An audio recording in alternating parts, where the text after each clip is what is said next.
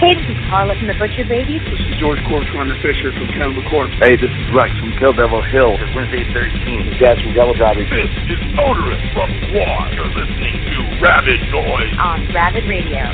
Turn it up. Hey, Ross, it's Nev from Rabid Noise. How you going, brother? Hi, Nev. Yeah, I was expecting you. How are you? Yeah, really good. How's your day going?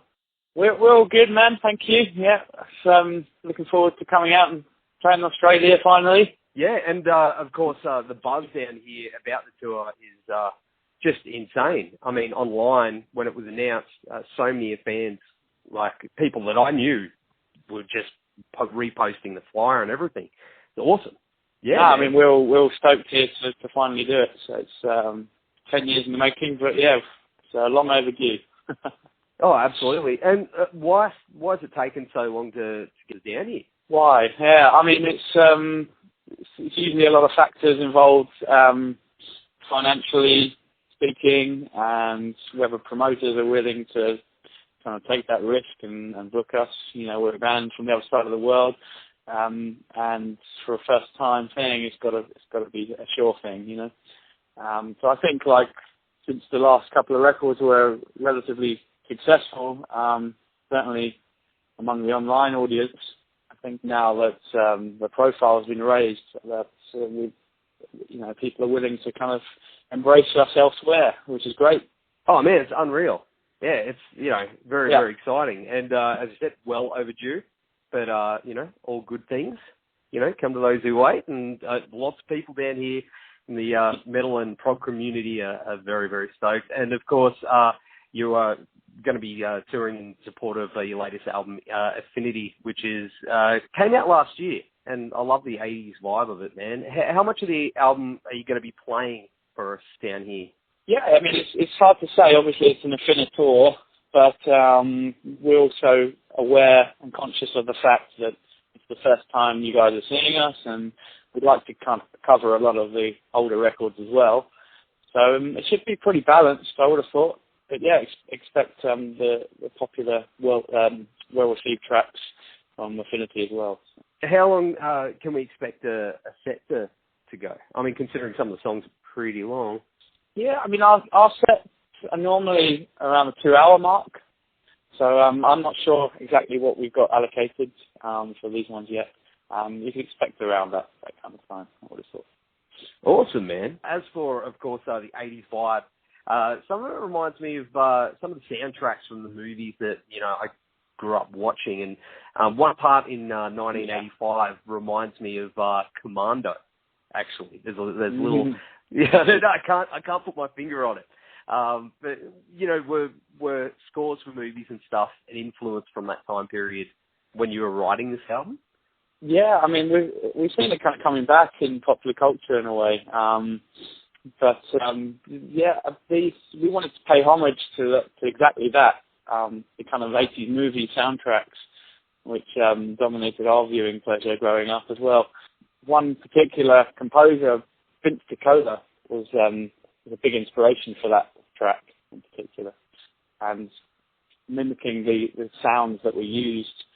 He was responsible for Rocky 4, I think, in particular, was one of the main points of reference, and Transformers movie, I believe. Yes. This is another one. So things like that. Yeah, I mean, that was the vibe we were going for. Absolutely. Was that soundtrack for you an important one, the original Transformers one? Because it's some classic tracks on that. It's a great soundtrack. Yeah, it's I wouldn't say it's my favourite movie, but just love all that. The big drums, the sweeping arpeggios, and it's so much fun to listen to. And it's in this context, in a heavy prog metal album, it's really good fun as well to play. It works, man. It really works, and that's why I think I don't know how, but we seem to make it work.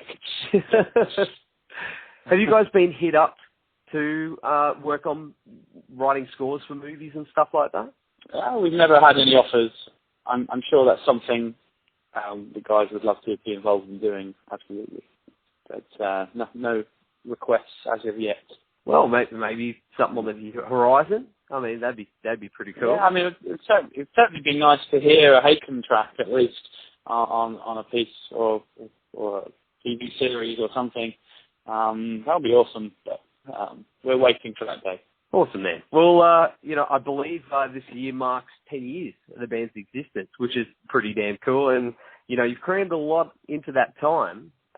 What has been the most significant moment for the band over those years, would you say?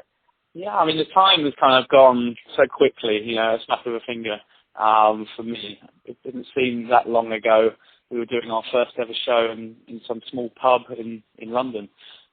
I mean, there's been several landmarks, and usually they've been kind of festival appearances or album releases or something like that. But I can't put my finger on the best ones. But I mean, significantly, when we first played a big prog festival in Germany, that kind of boosted our profile in the progressive world, certainly online and in Europe. And then our first trip to the United States. Originally, our first label was based in the US, so we already had a connection there, but playing there for the first time was pretty awesome. And then, of course, When the Mountain was released, and suddenly we're on a new label, and musicians that we looked up to and respected started to take note and share the love to their fans, and things kind of snowballed from that, and that was a significant kind of record for us. Has there been someone that you've met that has had a significant influence on you, that you found out that they were a fan of your own music? I mean, we met the whole of Dream Theater on their Along for the Ride tour, and then obviously subsequently we met Mike as well, and we were always big fans of Dream Theater growing up, so it was really cool that we learned that they were suddenly appreciative of what we were doing. I think in a way we reminded them of how they used to be, being a band, evolving and trying to make it, And so that was cool, and then meeting them and hearing the compliments is always rewarding. In regards to prog in general, I've noticed over the last few years it's just made a massive comeback, and it seems to have evolved in a way that it's a little more accessible, to the average listener. Do you find that as well? Have you noticed that? I've certainly noticed a resurgence, I guess. I guess it's down to so many different factors. Like, the internet's a massive tool for progressive bands getting out there, and there's a lot of musicians who want more, and listeners for that matter, who want more out of their listening pleasure, I guess. People are always hungry for the next best thing, or the bigger, the more intricate music. With the internet, they're able to search for that, and it's meant that a lot of bands like us have been able to kind of do our thing, which is great. We've had the prog magazine has played a big part, I think. I don't know if you get it out there, you probably do. But it's a UK-based magazine, but they're worldwide, and they've been able to boost the profile of many kind of progressive artists that would otherwise be hidden somewhere in the internet or just not heard, So that's been great. The revival of vinyl as well has meant people going to local record stores and digging up bands that were popular in the 70s and hearing all their dad's records, has sparked that love for prog rock again, I think. I think it's awesome, especially I guess down here it's like a different world, man. I don't know if you've been to Australia before, but it's I guess in the UK, in the US and stuff, like prog is pretty massive, and I guess we're always a little bit behind. So I don't know. I'm just noticing at the moment, it's not just the dudes in the guitar shops and stuff like that. It's there's a lot of local bands that are popping up here. There's two bands from down under that spring to mind, which are doing good things for prog, and that's Carnival and Caligula's Horse, I saw recently. And it's bands like that are kind of shifting away from traditional metal and making it a bit more interesting, and I think that's making a big difference. And Oh, definitely. And it's funny you mentioned Caligula's horse. They're local guys here. You know what I mean? Like, they're from my hometown where I'm talking to you now on the Gold Coast. Sure. So it's like we've seen. Oh man, they're so good. They played in my hometown recently, and we met them at a Spanish festival. Such nice guys, you know, and they're just great musicians. It'd be fun to do something with them in the future. They'd be stoked to hear that, man. They're great dudes, man. They're great band. Yeah, you know. Absolutely. Yeah, and of course, man, you know, you're such an amazing vocalist as well. You've got such a great range. Do you get hit up for lessons on the road by fans and stuff like that? Yeah, I don't really tend to do lessons. I'm not sure why. I think it's probably because I've never had an official lesson myself. So I don't, other than picking up some tricks of the trade along the way, it's pretty much a natural talent. If that doesn't sound too blow my own trumpet. No. It's really a craft which I've kind of honed myself over the years. So it's quite a difficult one to kind of teach. I know the other guys go for lessons as well, which is cool. They have more of a classical training in their background and things like that. But yeah, it's hard to teach how to be expressive and let things come from the heart as well as the technique. So it's something I'll consider. Yeah, because I mean, as I said, you've got such a great voice, dude, and it's so professional as well. For me, listening to your voice, going, man, this dude's probably trained, you know, with like the craziest teachers in the world, you know, conservatory. Well, and stuff. I mean, up to 10 years ago, I didn't even think I had a voice, you know. I mean, wow. We started off at the very beginning of Haken, it was 3 guitarists. I was one of those, you know, and I'd done backing vocals in a high school band, but I'd never really had I'm quite a shy person. I'd never had the confidence to go out and be a lead singer.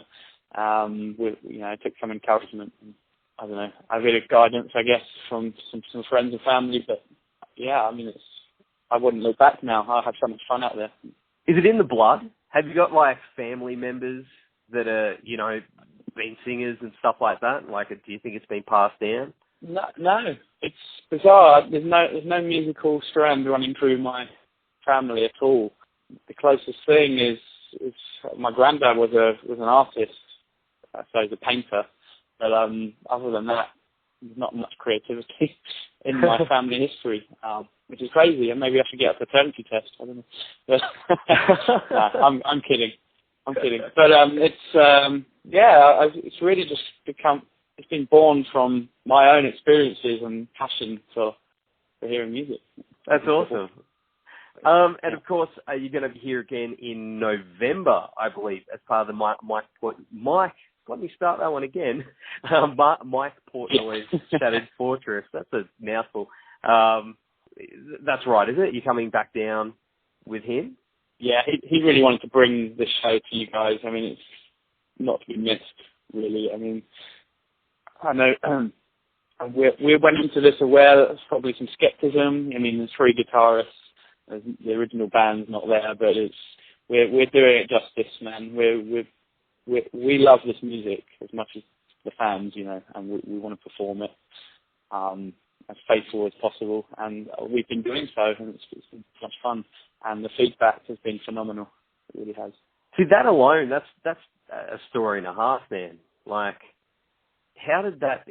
I mean, do you just call you up and go, "Hey, you guys want to jam on some stuff?" You know, like, that's unreal. It started. We did a tour with Next to None in 2015. Next to None is obviously Max Portnoy's band, Mike's son. And it was about 2 weeks long, this tour. And then the final show, it was at a place called the Empire, which was due to be closed down. So we did the final show there. Not just the last show of our tour, but the last show that would ever be played at this venue. And we just had the idea to just make it a special night and do some covers at the end of the set. And since Mike was on the road with his son, he was pretty much there as a drum tech. You know, we asked him, "Would you like to come and play the Mirror with us?" And of course, he agreed and played with us. And I think that set kind of planted the seeds for what is now, which is amazing. You know, if you'd asked me even maybe 5 years ago, you're going to be playing Dream Theater material with Mike Portnoy, I would have told you to do one. But, I wouldn't have believed it. But yeah, it's incredible experience so far, and there's still so much more to do with them. So that's awesome. And Australia and South America and a few more in the States as well. So it's not over yet. So are you coming down here and then going again and then coming back, or are you just going to hang around? Yeah, that's the plan. I'm pretty happy about that actually, because Australia is a bucket list country for me. I haven't even visited on a holiday, so I just can't wait to come and just see and be there and soak it up, And I mean, the reason I say it's great that we're coming twice is because the first trip with Haken, I think the schedule is so relentless. We've got 4 shows back to back with flights in between. There's not going to be a lot of kind of downtime or tourist time, So I think we'll have to do that in November when we come back with Mike. There'll be a bit more time for that kind of thing. Oh man, that's awesome. I mean, that you get a chance to come down, check it out, suss it out a little bit, and then come back and do a little bit of touristy stuff too, hopefully. I mean, the tour kicks off for you guys here in Brisbane, of course, at the zoo on Thursday, the 28th of September, and that's a cool little venue, man. Like, that's an awesome venue to see you guys play. That's great. We're going into this with no real expectations actually. We haven't really checked out the venues. Don't really know much about how the fans are. Are they crazy? Are they reserved? It's all new to me really. So I'm going in there with an open mind, and I'm sure it's going to exceed all expectations. I really can't wait. And of course, is there going to be a new album on the way? I know you just released it last year, but I mean, have you guys been cooking some new stuff up for maybe next year? Yeah, I think we haven't really started on the next record yet. There's been ideas in the pipeline to put out a live record, but even that's had to take a step back because of the Shattered Fortress stuff. So, we'll get onto that next year, I would have thought, and hopefully by the end of 2018 there might be something ready. I don't like to promise anything because plans constantly change, but yeah, it's on our minds as we speak. Awesome, man. Well, dude, it's been awesome having you on the show, and I'll be seeing you and the boys in Brisbane, and then again in November. Yeah, thanks so much for having me, and we're really looking forward to meeting everyone, and just going wild for you guys. See you in September.